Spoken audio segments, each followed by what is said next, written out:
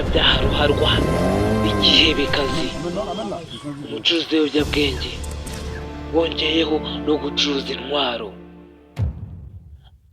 Amazina ye nyakuri yitwa Sandra Avila Beltran, ariko abantu benshi bamumenye nka Teresa Mendoza. Iyi nkuru yabayeho ntabwo ari igihuha.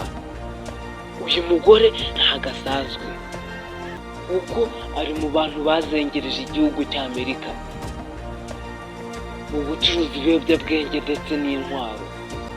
Ubundi Sandra Avila yavukiye i Baja mu ntara ya California mu gihugu cya Mexique, umukobwa wa Maria Luisa Bertra Flex ndetse na Alfonso Avila Quintero, umwe mu bagize umuryango wa Rafael Caro Quintero wahoze ayobora korute ya Guadalajara.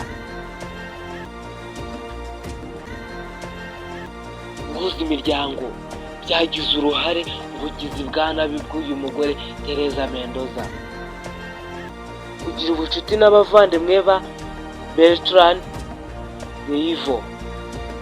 Icyo gihe abo bari abayobozi ba karitsiye mu gihugu cya Mexique muri California.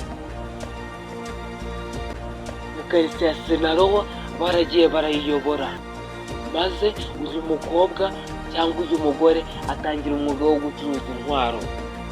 Ariko bivugwa yuko mu muryango we ari uwa gatatu ucuruje ibiyobyabwenge. Ubwo uri kumva ko ni akaryango.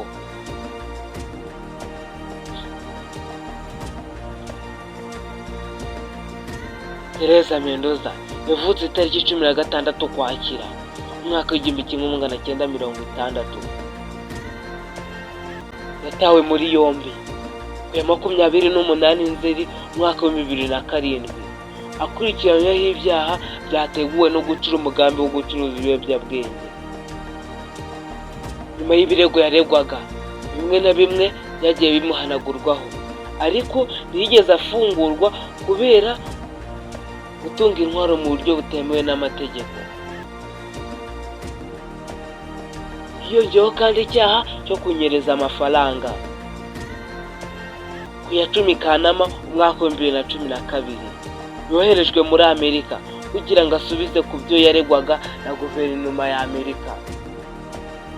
Uyu mugore ntabwo asanzwe, azaba ari umugore w'amateka igihebe ruharwa cyabaye cyazengereje igihugu cya Amerika. Nibutse ko iyi channel yitwa Rukizo. Niba ukunze ibyo dukora kandi asabuzwe ufungure inzogera kugira ngo tujye tubana ku biganiro